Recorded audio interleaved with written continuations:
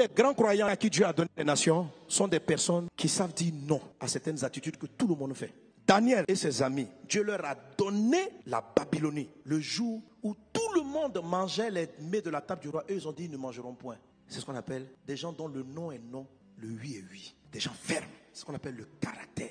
Nebuchadnezzar dit, si vous ne vous prosternez pas devant moi, on vous jette au feu. Ces gens-là, ils ont dit, on préfère jeter au feu, mais jamais. Ils n'ont fait aucun compromis en ce qui concerne leurs valeurs. Ton caractère sera testé. Ta capacité à résister à l'argent. Ouais. Tu vas avoir toutes sortes d'argent, mais l'argent ne doit pas prendre ta vie. Alors le test commence par des petites choses. On te donne un peu d'argent, va faire une course quelque part. Et puis, est-ce que tu ramènes le reste? Si tu viens, tu mens et puis tu ramènes autre chose. Tu es un enfant de Dieu, mais Dieu estime que si tu n'es pas fidèle pour un petit montant, devrais-je te confier le pays? Le test du caractère, ça se voit dans la maison du Père. La manière dont vous respectez ce que vous dites dans l'église et ce que vous faites. La parole. Ne pas faire ce que tout le monde fait. Combien de chrétiens changent parce que tout le monde change? Ce qui fait que j'aime particulièrement le pasteur Marcelo. Tout le monde dit, mais il sait ce que Jésus a dit. Il le prêche. Il le vit.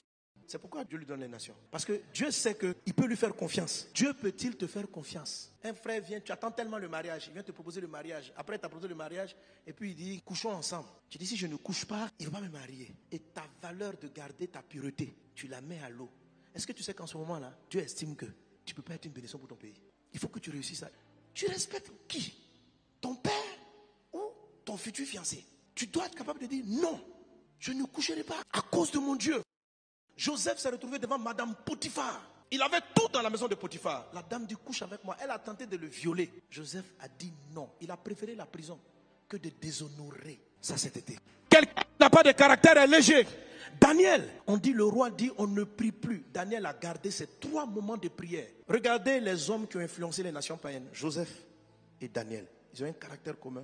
Leur caractère ferme sur leurs valeurs. Si tu n'es pas encore influent, Dieu ne t'a pas donné tous les milliards qu'il a dit. Peut-être que tu as un problème avec ton caractère. Tu n'es pas trop ferme quand tu sais que quelque chose est la vérité. Tu te compromets trop facilement. Tu es du sel qui devient facilement du sable. Dis à un voisin, réussis le test du caractère. L'église doit réussir le test du caractère pour que Dieu nous donne les nations. Regardez toutes les institutions, il y a beaucoup de chrétiens là-bas. Mais pourquoi les choses ne changent pas? Parce que les gens n'ont pas de caractère. La plupart cèdent devant la gloire et devant l'argent. La plupart cèdent. Sinon, beaucoup étaient à l'église et ils chantaient à la chorale. Ils chantaient à la chorale. Ils ont prié, ils ont lu la Bible. Mais quand ils sont arrivés, Satan n'a même pas peur que Dieu élève des gens qui n'ont pas de caractère. Parce qu'il sait qu'il va les corrompre. Il dit, offre-toi, Dieu veut t'amener au sommet. Je vais t'amener des femmes, les jolies femmes, tu vas voir, tu vas laisser. Tu seras infidèle tout de suite. Donc si tu n'arrives même pas à être fidèle pendant que tu es dans la maison du Père, comment veux-tu qu'il te confie le pays? Si un petit démon arrive à triompher de toi ici, parce que ne tombe pas dans l'impudicité parce que tu as un grand destin. Ne vends pas le Congo à cause de quelques petits billets. Sois quelqu'un d'intègre, de droit. Quand tu fais du commerce, rends la monnaie. Ne mens pas. Sois vrai. Préfère aller au ciel que d'avoir beaucoup d'argent. Ne vends pas ta foi chrétienne. Ne vends pas ta vie chrétienne. Ne transige pas là-dessus. Sois un Joseph, sois un Daniel. Sois comme Jésus. Ton oui est oui, ton non est non. Je ne vole pas, je ne vole pas. Je ne mens pas, je ne mens pas. On dit Martini, je ne peux pas mentir. Dieu cherche des hommes qui ont des principes, qui ont du caractère. C'est ce qui manque. C'est un des éléments principaux qui fait que Dieu ne lève pas les gens. Juste ça.